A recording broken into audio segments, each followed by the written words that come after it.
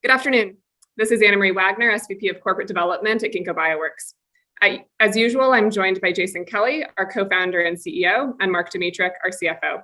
We thank you for joining us and look forward to updating you on our tremendous progress in the past year. Now, as a reminder, during the presentation today, we'll be making forward-looking statements which involve risks and uncertainties. Please refer to our filings with the Securities and Exchange Commission to learn more about these risks and uncertainties. As we've shared before, during our quarterly earnings calls, we will of course be updating you on our financial progress, but we'll also use these opportunities to continue to build a deeper understanding of how Ginkgo works. And so after our financial updates, we'll spend time talking to you about our strategic positioning in the current environment. If there are topics you'd like to see in a future deep dive, please let us know. We'll end with a Q&A session and I'll take questions from analysts, investors, and the public. You can submit those questions to us in advance via Twitter, #GinkgoResults, or by email at investors@ginkgobioworks.com. And now, without further ado, I'll hand it over to Jason to kick things off. Thanks, Anna Marie.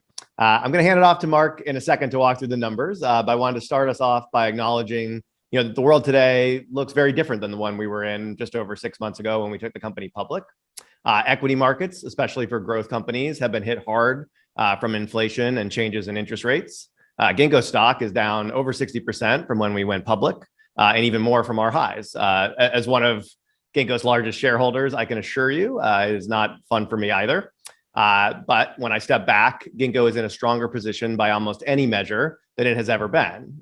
We've continued to grow and diversify our cell programming platform, and several of our customers have achieved important milestones with products that we have helped them develop. The platform is scaling well. We have deployed exciting new foundry technologies and packaged some of our key code base assets into what we're calling cell development kits. Our biosecurity initiative has scaled tremendously, growing from almost nothing in 2020 to over $200 million in revenue last year. And all that has led to strong financial performance. Ginkgo quadrupling our revenue last year. And perhaps more importantly, from a strategic perspective, we are extremely well capitalized in a market environment that is making capital scarce. This will give us opportunities coming up that many other growth stage companies simply won't have. Later in this session, I'm going to spend more time talking about the importance of scale and of our capital position as we drive that scale in the market. But just to ensure everyone is up to speed on the basics about Ginkgo, a quick reminder. So Ginkgo operates as a horizontal cell programming platform. With that model, scale drives everything we do.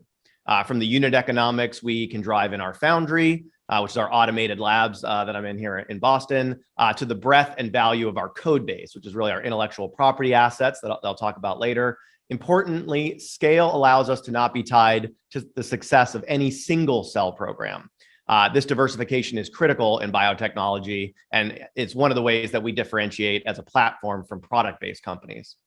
Scaling's not easy. I'm going to spend most of my time today telling you how hard it is to achieve breakaway scale as a cell programming platform. But we have a solid shot at Ginkgo, and if we're successful, I believe it'll have a global impact. And with that, I'm going to turn it over to Mark to share our numbers with you. Thanks, Jason. Our fourth quarter financial results reflect the continued progress we've been demonstrating in our business model over the past year, with strong year-over-year growth in the foundry platform and an outsized contribution from our biosecurity offering. Total revenue in the fourth quarter of 2021 increased to $148 million, representing growth of over 4 times the fourth quarter of 2020. For the full year 2021, total revenue grew to $314 million, also 4 times the prior year. Now, moving to cell programming highlights. We added 10 new cell programs to the Foundry platform in the fourth quarter of 2021, bringing the total number of new programs to 31 for the full year, well ahead of our original target of 23 programs for the year. As a reminder, our new cell program count is a KPI that we're particularly focused on, as this metric drives both near-term Foundry revenue and potential future downstream value share.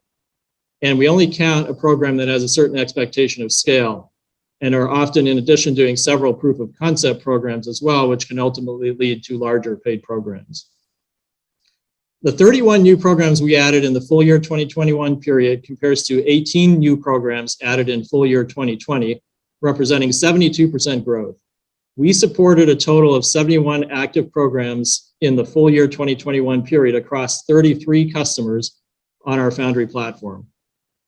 As you saw earlier, these programs are running across a remarkably diverse set of end markets, with strong growth in the past year coming from pharma and biotech, which is particularly encouraging given these are some of our most discerning customers, often with their own strong internal R&D teams.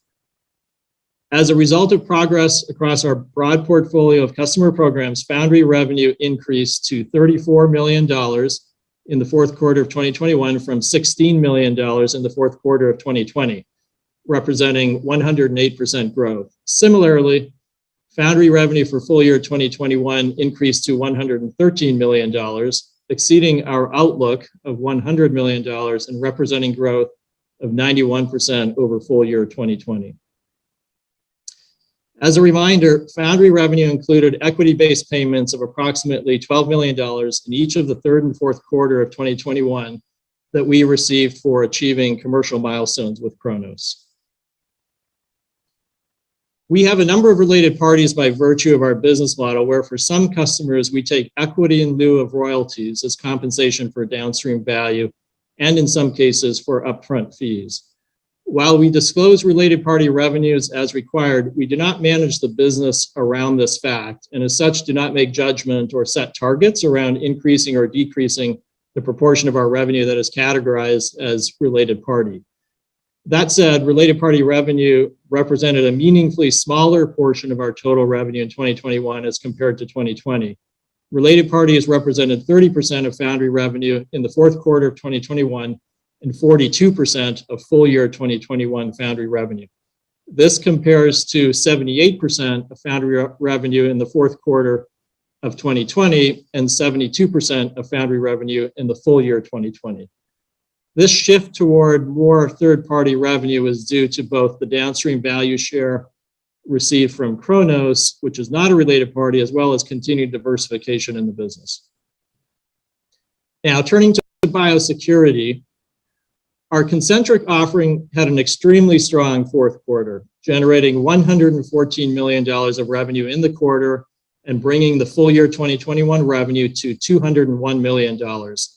This result significantly exceeded our most recent expanded outlook of $110 million for the year from our Q3 earnings call. Biosecurity revenue consists primarily of product and service revenue from our end-to-end COVID testing offering, and the growth was driven primarily by K-12 pooled testing, which ramped significantly in Q4 following the many state contracts we had been awarded earlier in the year. Biosecurity gross margin was 42% in the fourth quarter. Biosecurity gross margin in the second half of 2021 was significantly higher than in the first half of the year due to maturation of the business and the benefits of larger scale.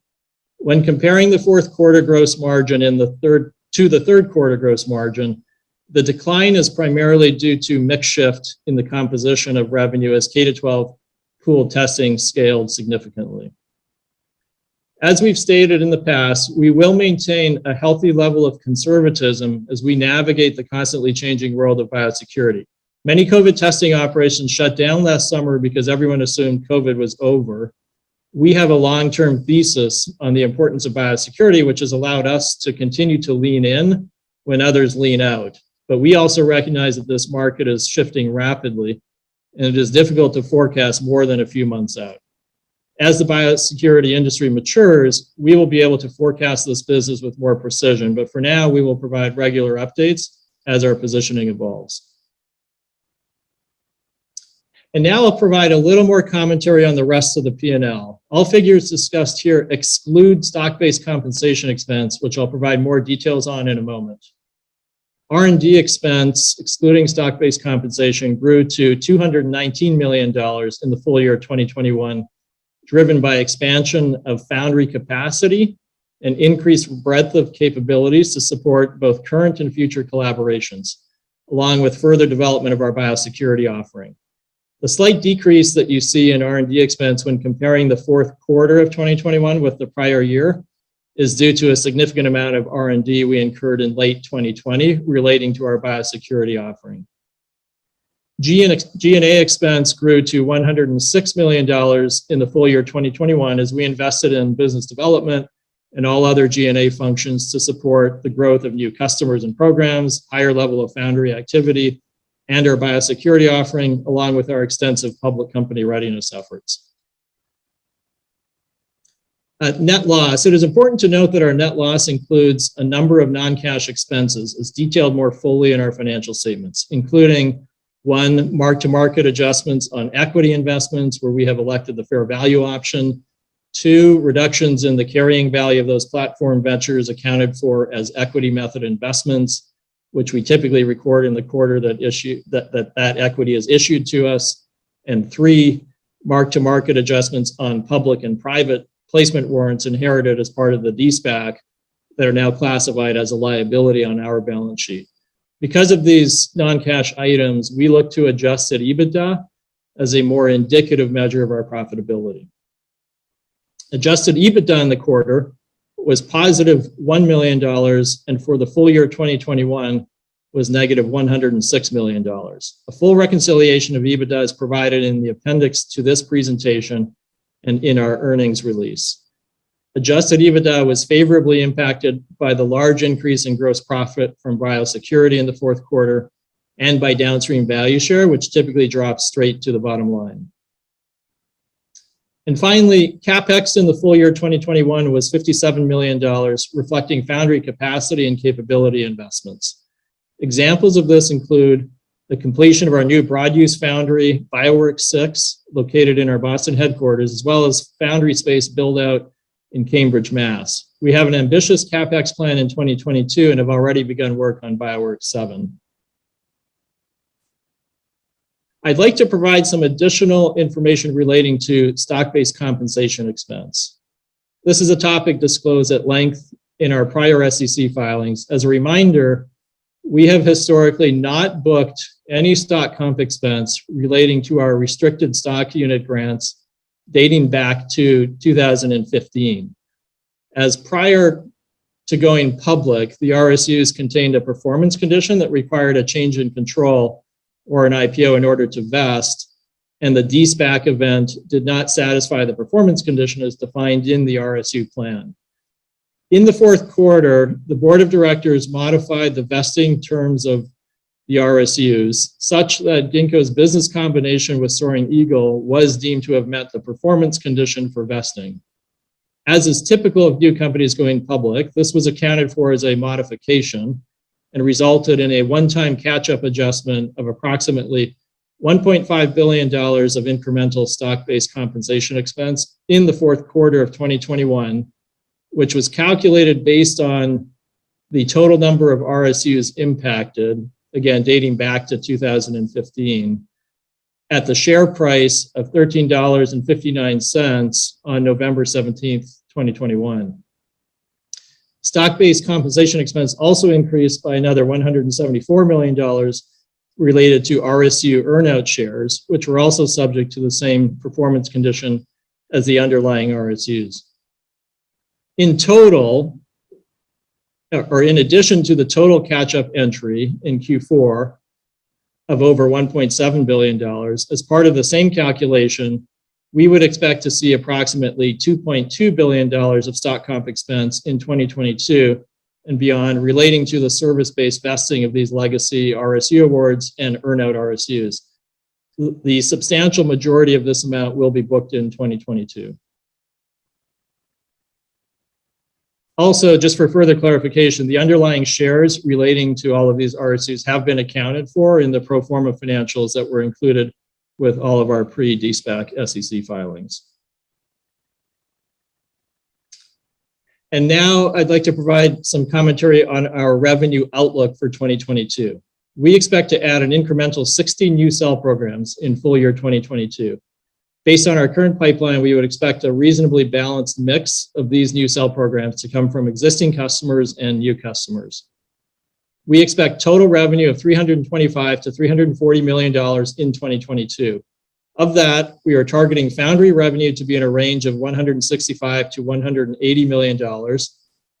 We expect this growth to be driven both by increased usage fees from a growing number of programs on the platform, as well as increasing downstream value from completed programs. And we expect biosecurity revenue to be at least $160 million for full year 2022. We are incredibly pleased with the performance of our biosecurity offering in 2021 and thus far in 2022. However, as was the case throughout 2021, there still remains significant uncertainty in this market in general. Many of the state K-12 testing contracts we are supporting are funded through the end of this school year, and there is uncertainty about the funding available and level of testing in the next fiscal school year. In addition, Ginkgo is actively working on new opportunities in biosecurity, including internationally. However, the timing and amount of revenue from these opportunities is uncertain.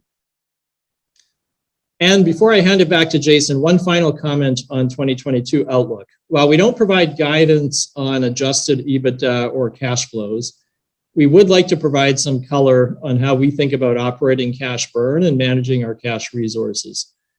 Particularly in these market conditions and prior to us achieving consistent profitability, we view our cash balance as a critical resource to be managed with careful consideration given to several objectives, such as the pace at which we're adding new programs and customers, advancing customer programs technically, improving the efficiency of our operations, investing in the right new tech and internal R&D to fuel future Knight's Law gains, and investing ahead in foundry capacity. When we think about the range of adjusted EBITDA and potential operating cash burn, it will vary depending on how biosecurity plays out during the year. In addition, we may vary the level of planned foundry R&D expense and foundry CapEx, depending on both near-term opportunities available to drive platform adoption and technical success, and then the longer-term considerations of the many objectives I mentioned above. With respect to M&A transactions, we generally expect that we would not use existing cash resources to fund those transactions. So to sum up, when we think about our $1.5 billion cash balance at year end, our general approach in managing cash flow will be to advance company objectives as rapidly as we can while maintaining multiple years of cash runway. In summary then, 2021 finished very strong financially across all dimensions. We have an ambitious growth plan in front of us and are very focused on continued execution as a new public company. And now, Jason, back to you. Thanks, Mark. It's great to see all the numbers lined up like that, and it was a super exciting 2021 for us. So there are three topics I want to dive into today with you all. First, our stock price has declined substantially since we went public, as the market has gotten really tough for growth companies, and I want to share how I'm thinking about positioning, Ginkgo in this kind of an environment, in particular relative to smaller scale platforms. Second, I want to take a moment to help investors build a deeper understanding of what we're doing here at Ginkgo in terms of building a horizontal platform and how hard that is. If we don't pull it off, these may be some of the reasons why. And hopefully what you see here will serve as a guide for what to watch as we build the business. Finally, I want to make it clear that we've never been more excited about the potential here at Ginkgo. Biology is messy and it's hard. But it's one of the most powerful forces on the planet, and it can be used to do a lot of good right now. So let's dive in.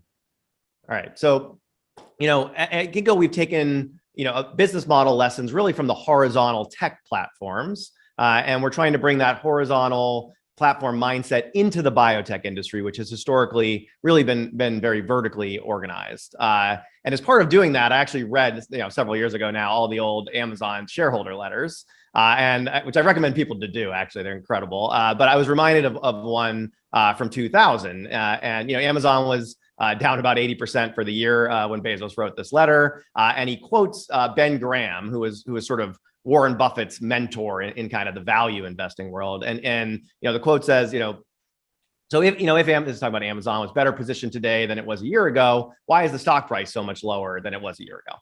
And he quotes Ben Graham. He says, in the short term, the stock market is a voting machine, and in the long term, it's a weighing machine. And what he means by that is sort of, week to week, you're going to see fluctuations in a stock price that can be influenced by many things out in the world outside of sort of the fundamental intrinsic value of the company.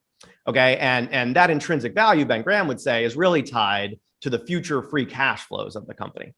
And so even if day to day that moves a lot, in the long run, what gets weighed is that intrinsic value. And I think one of the things people get confused about is they think, this sort of value investor crowd is sort of at odds with kind of growth company crowd and investors. And I don't think that's true. If you go back and read, Bezos' early letters from the beginning, the recognition is there that fundamentally what Amazon and any company will be valued on is those future cash flows. What's different with a growth company is how you're going to get to them, right? It just looks different when you're a mature company with existing revenue streams and everything else versus a company that's trying to, build a new industry, build a new market. You have a different strategy, but at the end of the day, you're going to get weighed on those free cash flows. That's worth not losing the thread, right? I think that view on things is correct, and we agree, with Ben Graham and Bezos on this. That is how ultimately a company will be valued. And what Ginkgo is going to try to do is build a heavier and heavier company. And 2022 is a very opportune year for us to do that. Okay, so how are we going to do that? So I think the first thing, and one of the things that Mark talked about, is make sure you have the war chest, the cash war chest in an environment like this to give you a long enough runway to pull off your strategies. And then second is sort of to keep testing that horizontal business model and make sure it's working the way we hope it is. So, as Mark mentioned, we're in a great place with that war chest. We ended the year with $1.5 billion in cash. This is several years of runway for us. On the business model front, I'm very happy with our performance in 2021. We exceeded our metrics on every dimension last year, even after raising them midway through the year. We recognize we're in the early stage of trust building with public market investment community, and we will work hard to keep earning that trust. We shared our numbers for 2022 today. Second, diversification is one of the most powerful levers you can use to manage risk. So I love these charts that you see up here, right? So you can see our sort of customer size across our programs, nicely split between early stage companies, mid stage, and more mature companies, the types of partnerships we do. And if you're interested in these, I encourage you to watch the video from our last earnings call where we went through platform ventures, structured partnerships, and third-party partnerships. Again, we're seeing a nice mix of those. And then on the industry side, I think this is something that's really pretty unique in the biotech sector. Again, this is an industry that's very vertically organized. And so to see us doing a range of programs split between pharma, food and ag, industrials, consumer tech, government projects, this is very nice feature for us in terms of being able to make sure we can survive if any one of these sectors has a hiccup. Third, we've shown we can move aggressively when new opportunities arise, to say the least. The growth of our biosecurity offering from almost nothing to just over $200 million in 2020 to just over $200 million in revenue last year speaks to this aspect of our culture at Ginkgo to move quickly when there's opportunities for our platform. I'm proud of that and the positive impact it's been having, especially in K-12 schools. Finally, I'll just state the obvious that this kind of market environment favors two groups. Those that are of companies, those that are cash flow positive, which we are not yet, and those that are well capitalized. And we are well capitalized. That gives us a powerful strategic advantage over the coming months, which we plan to use to our advantage. Okay, so there's one other point in that Amazon letter I'll touch on in this section that struck me. So Bezos says, online selling relative to traditional retailing is a scale business. Characterized by high fixed costs and relatively low variable costs. This makes it difficult to be a medium-sized e-commerce company. And then he goes on to talk about sort of pets.com and living.com, which were like platforms focused in particular verticals. And that when the capital markets closed the door on financing internet companies, these companies had no choice but to close their doors. And at various points, I think Ginkgo and horizontal platforms in synthetic biology share this feature of sort of high fixed cost and low variable costs. And I'll talk about that in a minute in the next section. And I've shared this fear of, hey, there's a narrow platform in a certain area, might it be snapped up by a company, a competitor of Ginkgo. And, but all of these businesses are, I think, like retail in the late 90s, capital intensive. And so as the capital markets close their doors, we expect to see many of these platform companies lean into products, which if they're successful will pay off at scale more quickly. I think it's a good decision for many of these companies. And we will also see, I think some of these companies close their doors. So through this backdrop, Ginkgo is able to remain committed and focused on our platform horizontal business model. And I want to take the next section here of the talk to talk about what makes it hard to be a medium scale platform.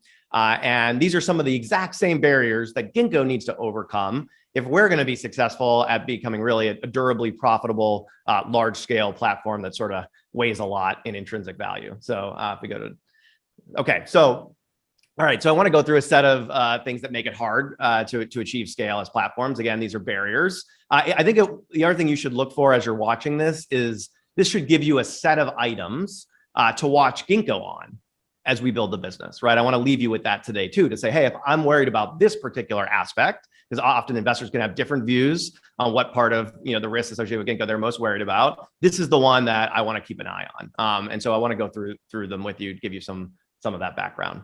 Okay, so I want to start with what I think is really the root challenge across, frankly, the entire biotech industry. And I'll quote a bit from our Ginkgo founders letter in the S4. We said, this is the unique moment in our relationship with biology. We talk about how the COVID pandemic demonstrates that a small bit of RNA code can sort of upend the whole world. And it is a reminder that while biology is programmable like a computer, it is not predictable like a computer. Okay, and at Ginkgo, we love this computer. We use this computer's analogy all the time, right? We're talking a minute about. I'll give you some examples from the semiconductor industry. We talk, obviously about Amazon Web Services and hosted data platforms, software development infrastructure, things like software development kits we've learned from. So all of these things make sense because fundamentally DNA is digital code, right? ATCs and Gs, not zeros and ones like a computer, but it's digital. You can read and write it. You can program it. But the difference with a computer is computers are things humans invented. In other words, we understand them from the bottom up, and that makes the programming of them very predictable. Biology, we did not invent, we inherited it. And so as a result, our programs are less predictable. It's harder for us to get it right the first time, like you might be able to in a computer program. And so we'll talk in a minute now on the technology side of some of the implications, but also on the business model side, this has real implications, for example, like I mentioned earlier, around the value of diversification of projects. Okay, so on the technology side, we don't understand cells from the bottom up. So then the best strategy in that environment is to be able to test many, many, many genetic designs. Okay, and this means having a large enough scale of automation to drive down the cost per strain test. In other words, per strain that we're going to test in the lab to see the performance of a genetic design. And this goes back to the comment I was making about those e-commerce companies. This has a big fixed cost. We've spent hundreds of millions of dollars over the years here at Ginkgo on our infrastructure and low variable costs. And that's really demonstrated in what we call Knight's Law, named after my co-founder here at Ginkgo, Tom Knight, where we've been roughly tripling the output of our automated labs and reducing costs by 50% annually. So, to state the obvious, maintaining an exponential growth like that over long periods of time, and you can see, this dating back to January 15th in this case, and we had to shut labs down at various points for COVID, but I think relatively smoothly over that period. That has some surprising effects, right? So if you look, we've done more lab work in the last year of Ginkgo than the first 10 years of Ginkgo combined, right? So these are big numbers. Maintaining this scaling is the number one focus of Ginkgo's senior technical leadership. It's very important. And there are three key drivers to let you go under the hood a little bit on how we do that. So the first is the development of new technologies. So for example, ultra high throughput screening techniques, such as multiplex assays. So you'll see a few dots on the chart here is the daily strain test volumes where we get to 1 million or even more than 10 million strain tests in one day. Those are driven by some of these newer technologies. So what's the challenge? Why isn't every day like that? Well, as you've developed these new technologies, they're not immediately applicable to every project. And in fact, how you do a cell programming project will shift based on what technologies are available to you. And so there's a process where you have to sort of onboard and adopt these into more of your programs to keep the numbers pushed up. And then additionally, you have kind of a little game of whack-a-mole where as throughput in one part of the infrastructure goes up, you can get a bottleneck in the next one. And then the founder team needs to work on driving that up, right? And so these are some of the challenges you face, with those new technologies. The other area, and we've spent a lot of time talking about this, is improvements just in fundamentally the automation of work that traditionally was done by folks with my sort of training, PhD in bioengineering, which is working by hand at a lab bench. We moved that onto robotic automation. And we drive scale by investing more and more in more sophisticated automation. And then finally, miniaturization. And in particular, miniaturization of the volume of liquid that can be managed in the lab. And we recently acquired a company called FGen. It's a technology in this category. It also helps with some of the multiplexed assays I talked about at the beginning, but really where you're using very small droplets in order to do your testing. And so that's a very valuable in the area of miniaturization. It reduces cost per reaction in that droplet. Okay. I'll just note, all this is very hard to do, deploy all that Foundry tech. It is a lot easier than trying to do it by hand. And like I said, I've lived this. It took us a while just to get, about 8 years to get to parity with a scientist at the lab bench versus using our automation and infrastructure. And so if you are a smaller scale platform in automation, one of the challenges you face is you may not be better than the status quo of doing the work by hand. And that's one of the challenges to get through. We moved through that challenge, but I think continuing to drive the scale is still very important. Last point I'll make on this sort of Knight's Law, I want to show a couple of really interesting things from the semiconductor industry. So this is from the International Technology Roadmap for Semiconductors, and I'll talk about the chart on the left in particular, which is from 2003, right? So it's pretty interesting to see it. And you see here basically design technology requirements. So where do they want the industry to get to in terms of power reduction, as an example, or and you can, what I like about this chart is you can see in white manufacturing solutions exist and are being optimized. In yellow, manufacturing solutions are known, and then in red, manufacturable solutions are not known. So here's the semiconductor industry saying, we have a set of design requirements that in 2009 we have no idea how we're going to do them, right? But we know we need to hit these types of targets if we want to keep Moore's Law going. And so that sets in motion years in advance technology programs ranging all the way back to academic scientists discovering new advances in photonics to various technology suppliers across a whole ecosystem developing those technologies. And on the lower right, you can see very interesting patterns. This goes all the way back to the 70s of different things coming online, like higher numbers of logical cores, for example, in recent years to try to keep that this transistor count going. So I think one thing to remember is you're going to see at a top level Moore's Law. But beneath the surface, new technologies blossoming all the time and a whole ecosystem, hundreds of companies, academic labs, and so on that are needed to maintain that. We expect that will be similar for Knight's Law, and we think Ginkgo is well positioned to play sort of a catalyst role across industry and academia to keep it going. Okay. All right. The other thing I'll mention, if we're successful at driving that scale, and we, and Mark talked about, we want to hit, for example, 60 programs this year, double last year.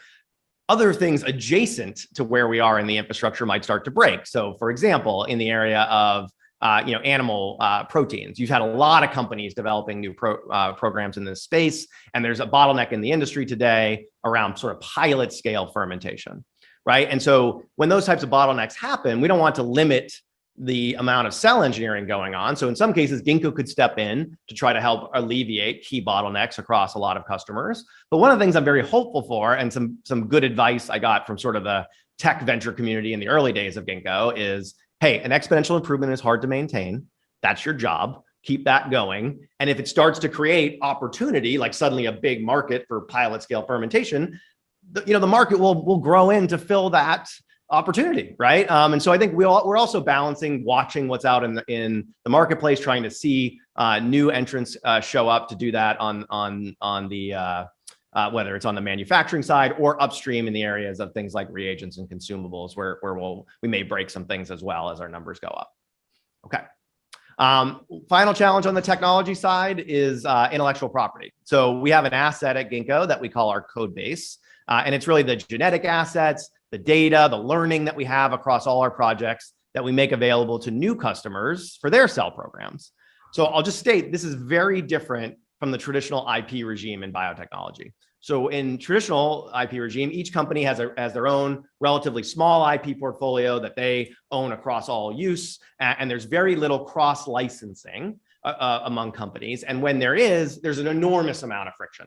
Right, it's big licensing deals, takes forever, and so on. It's not as if it's like readily available on the shelf to drop into your project. From our perspective, if you had that big pool of intellectual property, it would be a net benefit across the entire industry, because you would start to get more products to market, which would ultimately, grow biotech as a sector. But getting people to adopt a new scheme that is not the status quo is hard. It has been getting easier for us at Ginkgo as we are able to offer access to more in our code base to customers to incentivize them to adopt sort of our mode of thinking for the IP ecosystem. And as an example of this, we acquired Dutch DNA, and we quickly made that asset. This is a protein production asset. You can see some of our charts, both the, you can see Dutch, and then we also developed a Pichia pastoris strain internally at Ginkgo that we made part of one of our cell development kits. That in this case is showing sort of 5 to 20x stronger production than what we consider best in class. We made that immediately available to any customer on Ginkgo's platform, right? And so this is our mental model for how you'll see us either develop our own IP or acquire another IP and then quickly make it available across the ecosystem. Okay. The other thing from a business model perspective, the unpredictability of biology, in other words, the fact that we didn't design cells, we inherited them, is that you have these longer development cycles and product times to market just take a long time in biotech. This is true for any company in our space, including Ginkgo. One of the implications is that in a market like this, equity market like this, where you have rising rates, future cash flows are heavily discounted, whether reflected today in our equity stakes in our customers or simply from more aggressive discounting or expected future royalties. This drives a lower NPV for these future expected payments to Ginkgo. Now, with our balance sheet, that doesn't bother us too much over the long term, but we recognize that this delayed aspect of our cash flows is going to pressure our valuation in the near term. So now one interesting feature that I'd like to remind you about is our deals are actually with our customers are reasonably tunable, right? So just like an investor would in a market like this, we can sort of tune, and the specific trade-off is typically between upfront fees like cash we're getting in from customers as part of doing the development of a cell versus the downstream value share. How big of a royalty do we take, or how much equity do we take in a partner company? Just to state the obvious, those can trade off against each other.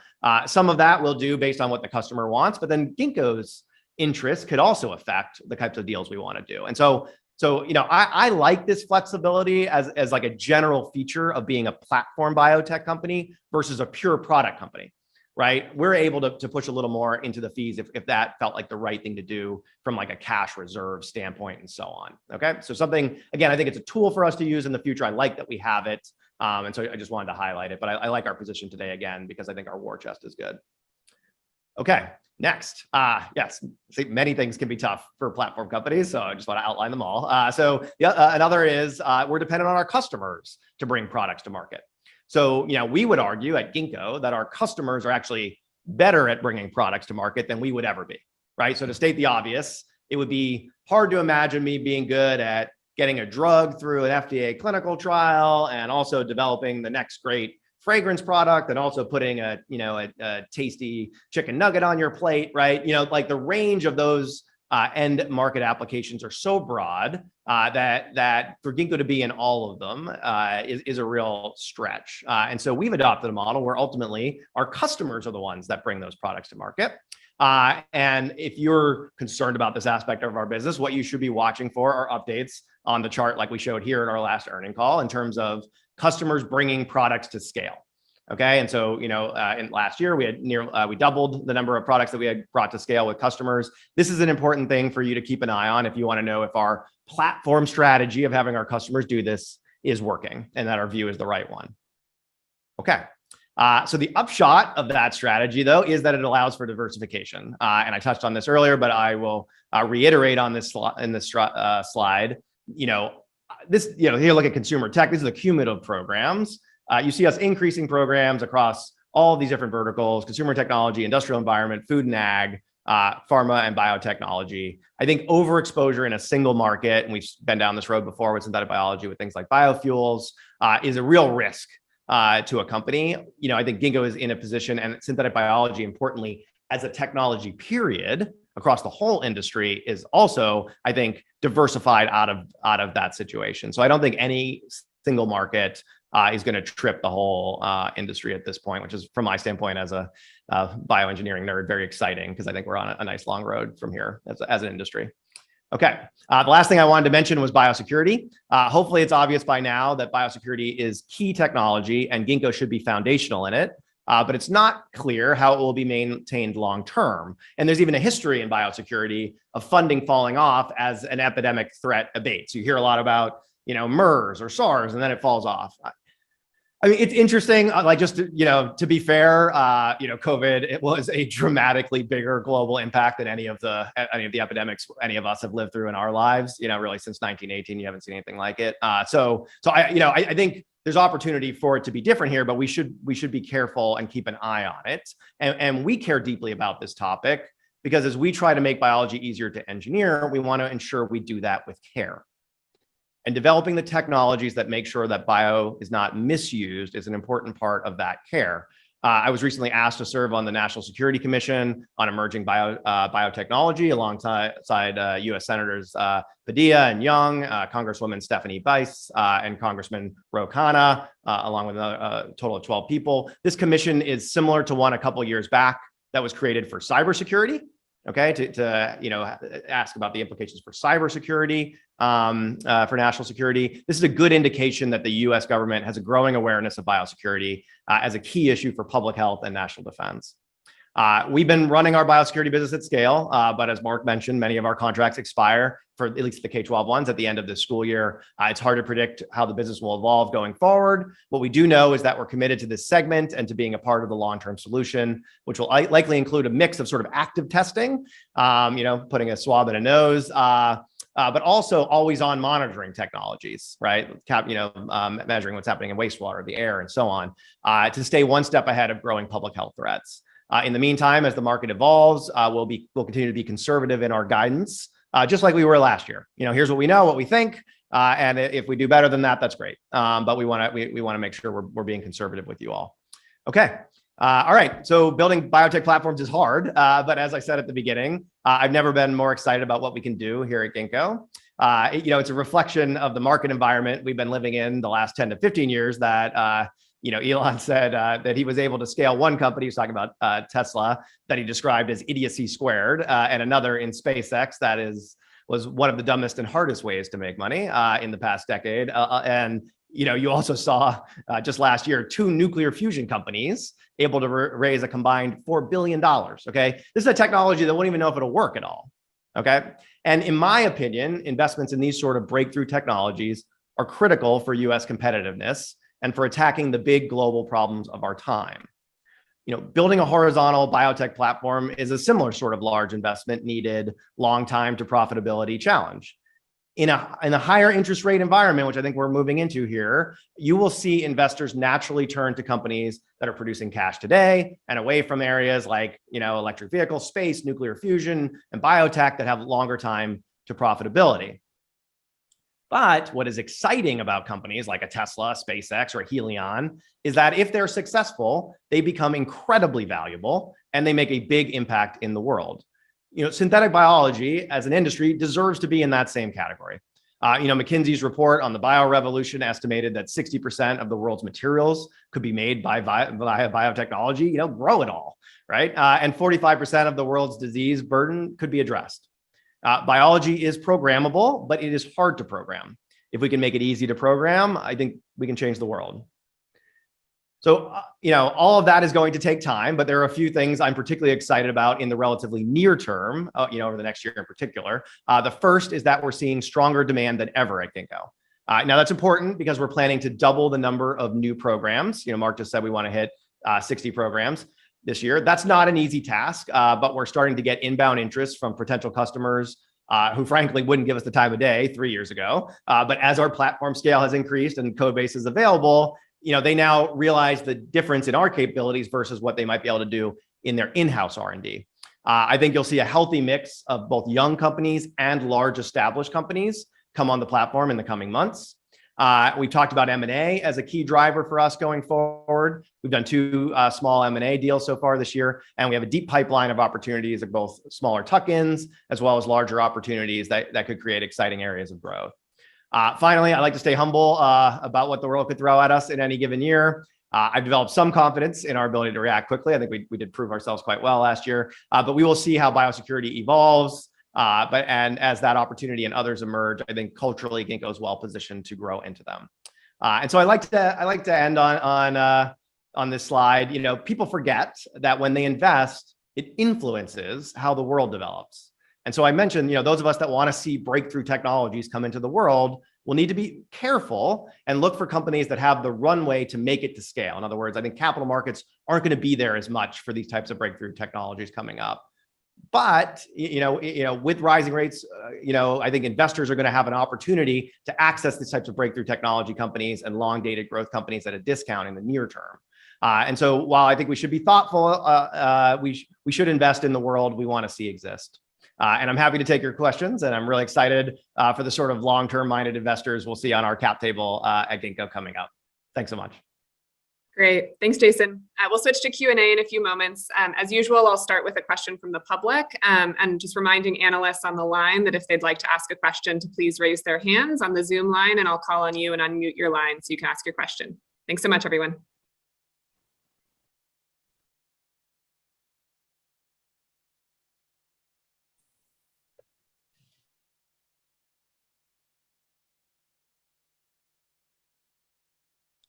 All right. So as I promised, I'm going to take the first question from one of our public investors who sent an email into our inbox. They write, how can Ginkgo Bioworks rapidly scale up its cell programming operations over the next 10 years when considerable human involvement is needed to bring each project to completion? Sure, I can take that. So there's sort of two pieces to Ginkgo's platform to understand how we do these projects for customers, right? So there's the Foundry, which is a highly automated set of infrastructure. You heard me talk about how that's exponentially improving with Knight's Law. And then sitting on top of the Foundry are what we call program teams. These are teams of scientists. They are, as it says here, human beings doing this work, who are engaging against the customer's targets. So trying to engineer a cell to do a certain thing using scientific discretion, leveraging all that automated infrastructure. And I think that will, as we're trying to, as Mark mentioned, try to get to 60 programs this year, I think we can hit that by basically improving our sort of like operational excellence across how we run programs. In other words, we can become more efficient in how we launch programs, how we build those program teams, and so on. As we get to hundreds of programs per year, I think you need to start to actually make the way we do the work more standardized, which I expect will be pretty natural, right? If you look at sort of the history of software development, you've been able to program more and more sophisticated programs over the years because more of that process becomes standardized into, say, an existing software library, as an example. So I think you'll see that. You'll see the code base kind of come to the fore and make it easier to do a more complicated project or to have a single person maybe do multiple projects by leveraging sort of existing work that's been done before in the code base. So that's one of the things I'm excited about. But I think you'll see that play out over the next few years. For now, I feel quite good about scaling our program teams. Thanks, Jason. All right, the next question is going to come from Matt LaRue. Matt, I just unmuted you, or I allowed you to speak, so you should be able to unmute and ask your question. Matt LaRue from William Blair. Okay, thank you. So Jason, the scale examples you gave, make a lot of sense, and you have tangible data, whether that's strain test per day, cost, that really points to your improved efficiency. But all those really speak to your ability to create more shots on goal more quickly. I'm curious about the other side of that, which is the quality of the shots on goal that you end up taking. Yeah. Maybe that's where code base comes in, but I'm just curious, has your success rate improved? Has the time to results shortened over those same time frames? And maybe help us understand maybe the other side of the equation, which is how the outputs are coming more quickly and more efficiently. Yeah, so I think it's a critical question, Matt. So again, to restate it, hey, it's great to have all this horsepower on the lab infrastructure, but does it improve the likelihood of success and the probability of success for a given project? And by the way, this is the exact question we get from every potential customer we talk to move them onto the platform, because they're asking themselves the same thing. If I move from my own scientific R&D team onto Ginkgo's infrastructure, I see they'll be able to do more lab work per dollar, but is that going to give me a better odds of success? Right. And so the short answer is you can see this. I think the number one way to see this is new programs on the platform, because we are going through a filter of customers doing that diligence, coming through, talking to our scientific teams, understanding it, and then deciding to engage us on these projects. That's the first filter. So do I keep hitting my program numbers is a great indication that is true, that you get better output from our infrastructure, not just more work. Obviously, on a longer time scale, what you want to see is just programs succeeding, right? That's the ultimate proof in the pudding. I think the general challenge there, like I mentioned, is just the time it takes for these programs to finish. And so that will always lag, right? The number of programs we have on the platform, and we will accumulate more data over time. Right now, the challenge, like to ask a question like, oh, what's the probability of success, right? The issue is for any given program, it varies dramatically also depending on how hard a thing we're being asked to do, right? So certain types of genetic engineering projects substantially more difficult than others. And so that affects it. So it does make that a little bit tough to like throw a specific number at you. But we do sit down with customers and talk through what we think are success, and they know that going into the projects. Great. Thanks, Matt. The next question will be from Tejas Savant at Morgan Stanley. Tejas, I've allowed you to speak. You can unmute. Hey guys, thanks for the time here this afternoon. Two-parter for you, Jason. So first, I mean, on the comment you made about sort of tunable deal structures, right? Particularly in the context of existing startups and newcos. Yeah. Walk us through whether you're thinking, should we see you be a little bit more reticent in terms of the kinds of customers you'll pursue at, in the near term here, perhaps pivot more towards larger companies with, well-capitalized balance sheets? Or is it more that you'll pursue the same customer constituencies as aggressively as before, but you're just going to try and figure out new deal structures? Because the concern that we hear from investors is some of these newcos or, startups might have difficulty, to your point, raising funding in this environment. And then my second question is related to FGen. Can you just help us sort of over the long term quantify the impact that the platform could have on your efficiency and reducing the cost per program for your customers? Sure, and I'll kick that second question to Anna Marie since she heads up our corp dev and M&A. Okay, but to the first one on the tunable deal structure. So yeah, the key point I wanted to make there was, look, as far as I'm concerned, because Ginkgo is a platform, we do have this whole benefit of diversification, and it means that the leadership at the company has knobs available to us that I don't think you have when you're focused on a single product, right? When you're focused on a product, a lot of it is just a game of estimating that particular success criteria. Like, is that drug going to go to market? Is that food going to go to market?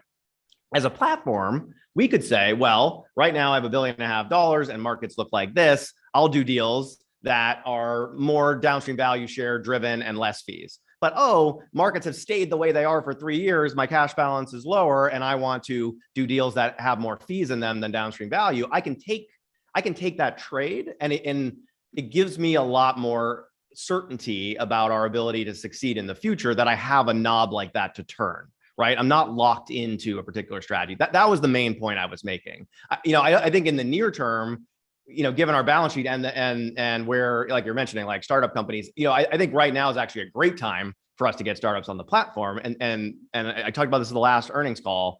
In my opinion, these are some of our best customers, because if they start on Ginkgo's platform early, they never build in-house R&D.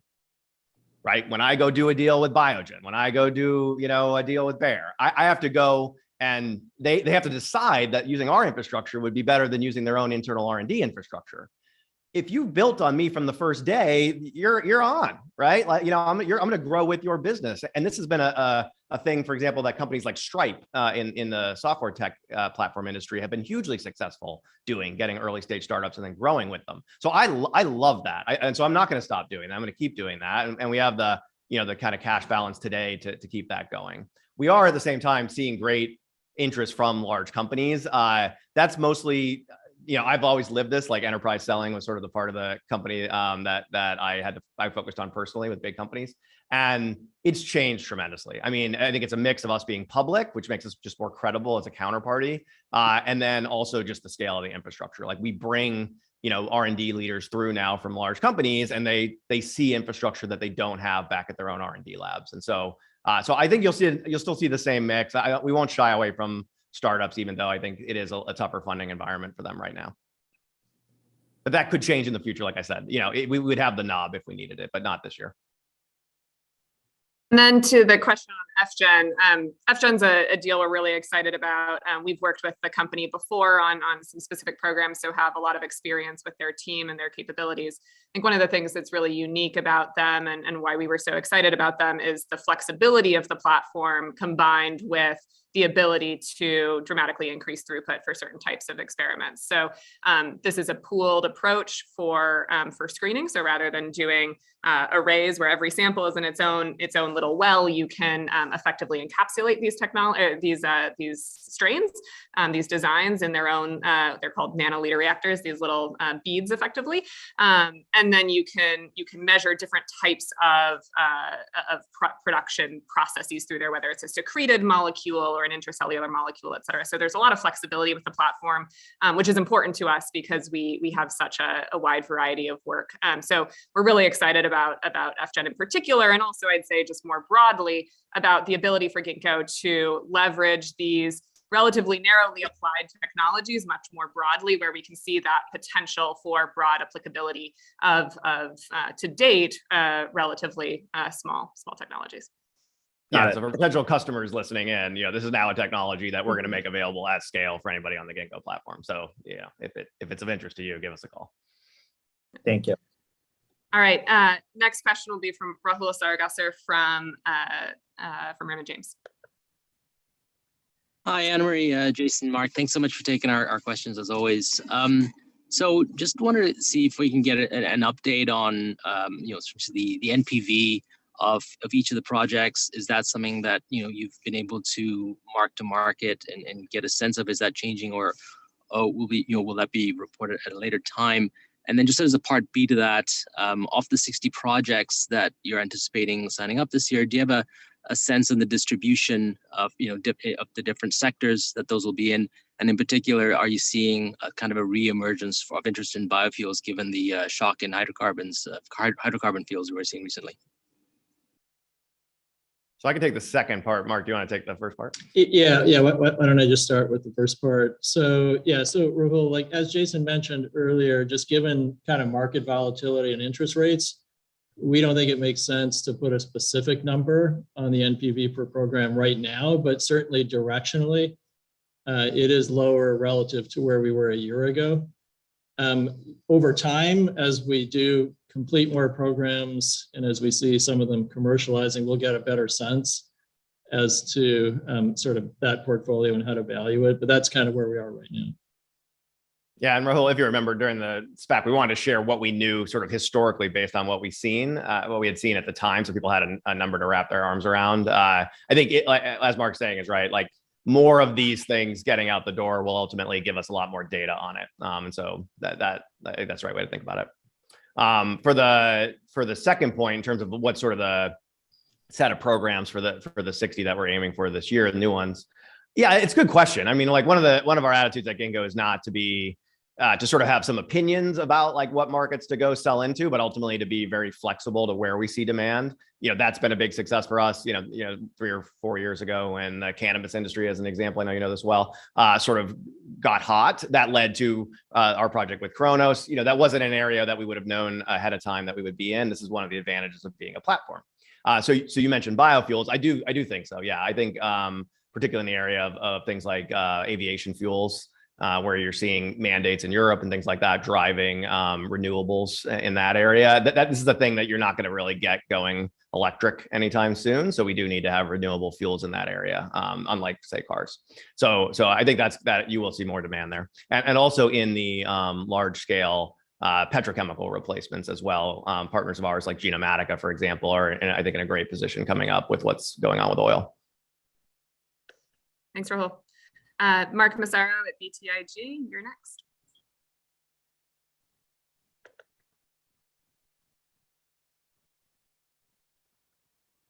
Mark, I think you'll need to unmute. Sorry about that. Can you hear me now? Yeah, we can. Great. I wanted to give you guys an opportunity. You did have a preliminary and informal inquiry from the DOJ. I haven't seen the Form 10K, but I was just curious if you could maybe get in front of that 10K and give us any type of update if possible. And then if I can ask a second part, Obviously, there is a lot of opportunity to consolidate the space. You have done some tuck-in acquisitions. One of them was really COVID related, but can you just give us a sense for how you think this decline in multiples could impact your strategy to do some M&A this year, and how much of that would likely be using your existing cash versus exploring alternate ways to do the deals? Sure. So once again, go ahead. Yeah, I'm happy to take both of those, Mark. So there hasn't been any material update since we provided the public update on the informal inquiry and the conclusion of our internal investigation in November.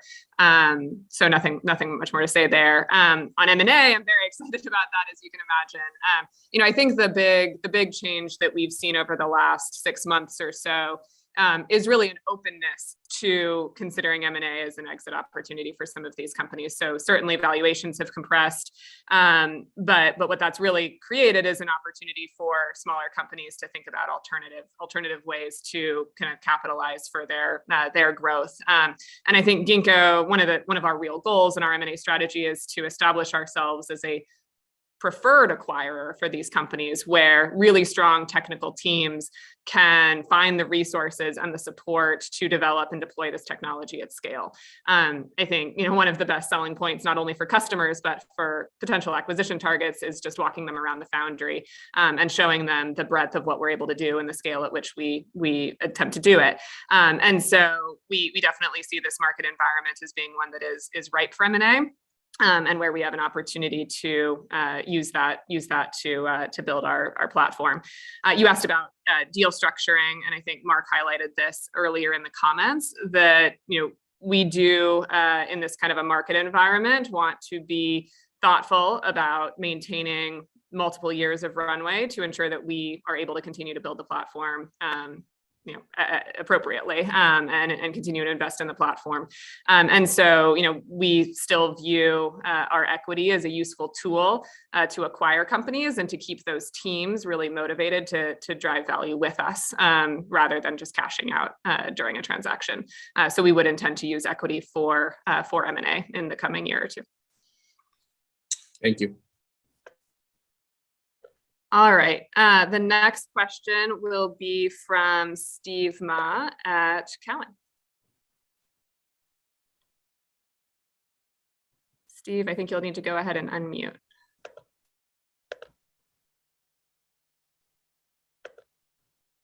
Oh, sorry about that.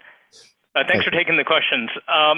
Can you give us a sense if your recent successes have translated into being able to push new partners on higher downstream economic value? And then a second part, I think you mentioned that the rate of new program ads in pharma biotech in the second half of 2021 was about 35%.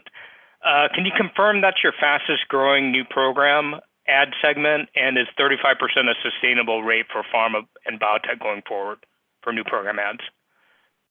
Yeah, so Steve, I'll answer your first one. I'll ask Anna Marie or someone to check up on the second one.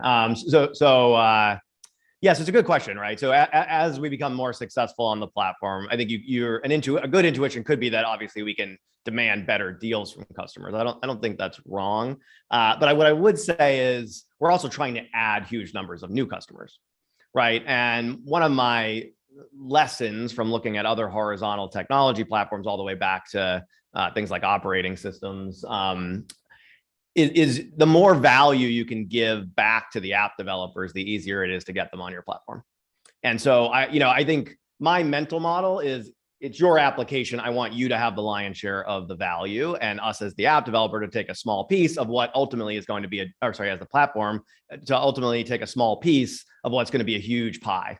In other words, I would like to be like a utility across the whole industry, providing what is ultimately a backbone service of cell engineering. And so in that world, I don't need to take a ton of everybody's applications, right? I can take a small amount and still do great, and they'll do great. And so I just want you to know like the philosophy that we're pushing. That's very different than the intuition a lot of people have in the biotechnology industry, where frequently they have kind of like a rifle shot technology that sort of got developed in an academic lab and it's very precious. And when they license it, they want to get all the value, from whoever's taking it because it only really works for one thing. We don't really see a cell programming platform like that. Ultimately, we see it applying just with wild breadth. And so that the model we favor is to take a rather small piece of a big pie. Yeah. Okay. And All right. Thanks for that color.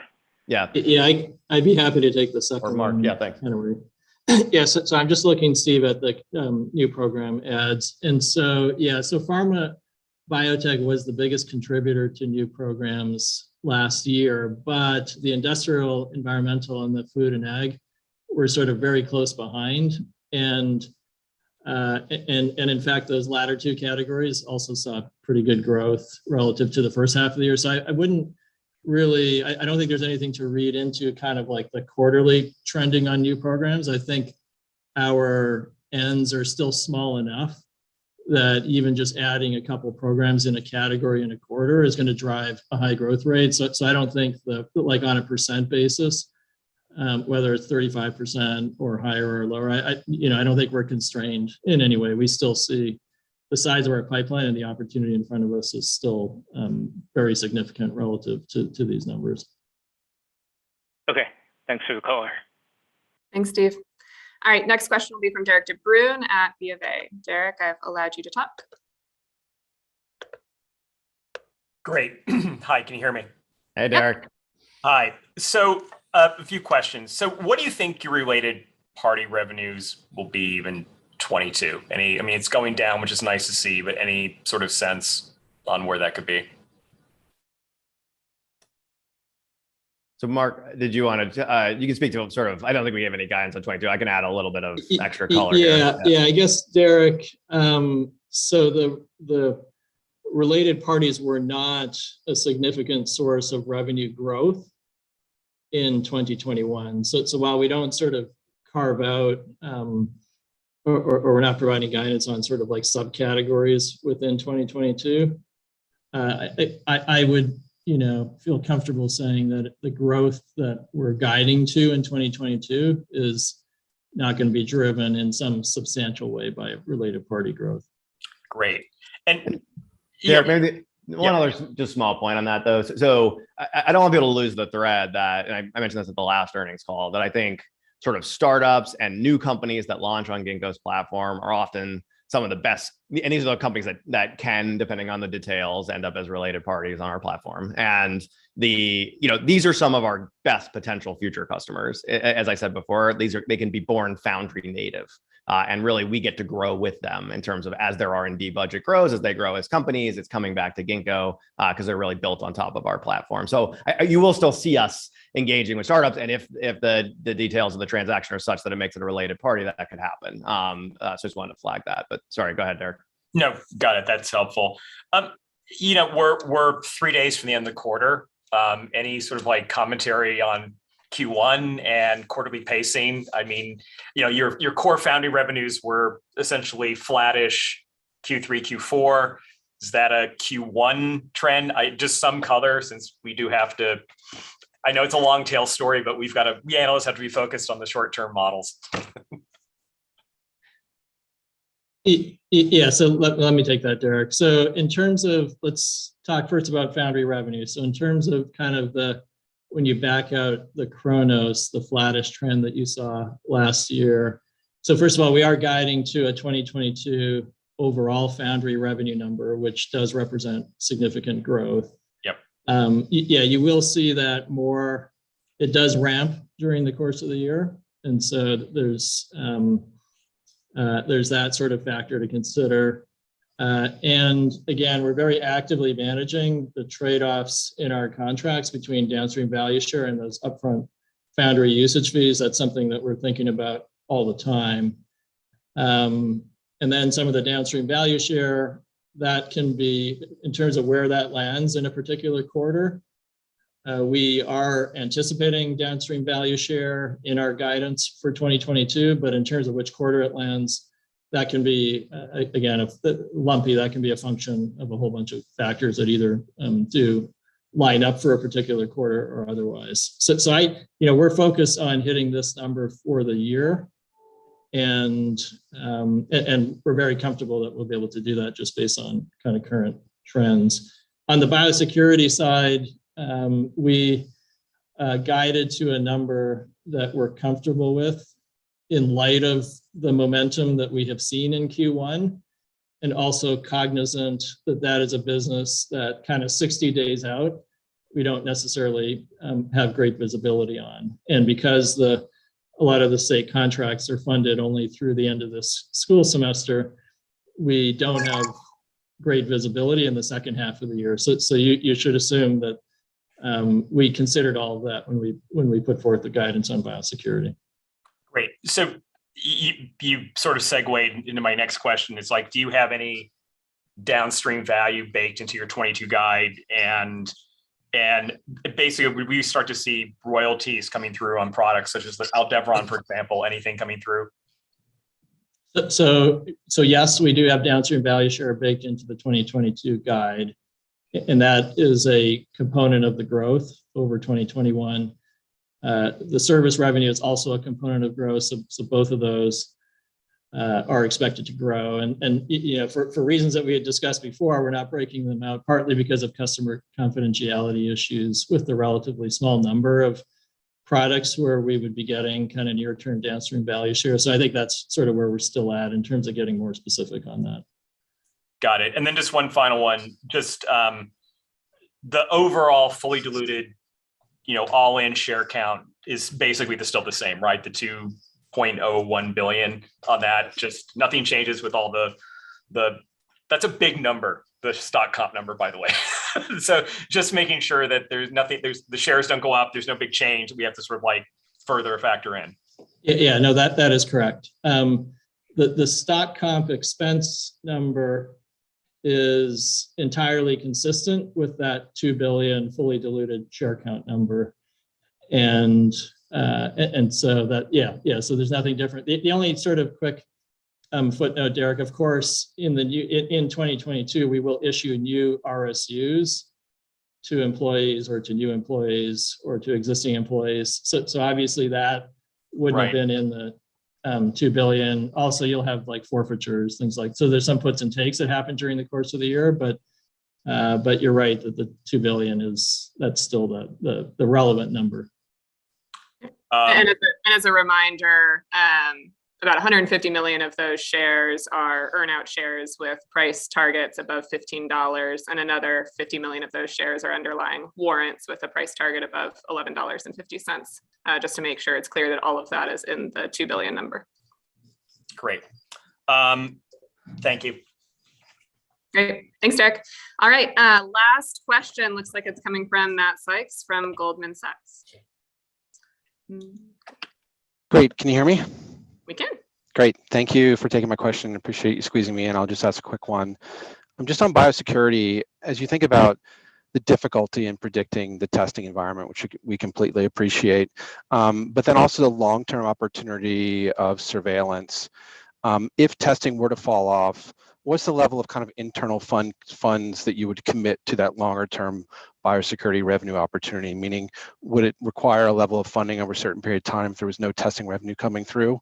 And what is your level of commitment to that sort of long-term vision of biosecurity in terms of dollar amount?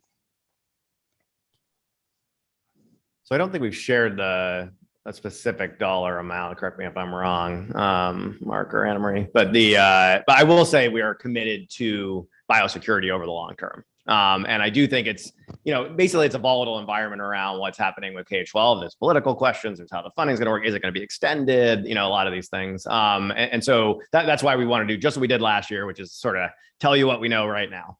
Right. Ultimately, last year we ended up, beating that at various points throughout the year. But I just wanted to, we're going to keep with that policy. It worked well for us last year. And then in terms of the long term, look, we need to monitor biology like we monitor the weather or like we monitor, intelligence signals, right? Like it is both important for public health and for national security. And, we believe that strongly. We will invest to make sure we are, a clear leader in providing that sort of technology. Great. Thanks very much. Appreciate it. Thanks, Matt. All right, that wraps up the questions that we got from the analyst community. And so thank you all for joining. I know that we ran a little bit over time today, so appreciate you sticking with us this afternoon and sharing the results presentation with us. We'll see you next quarter.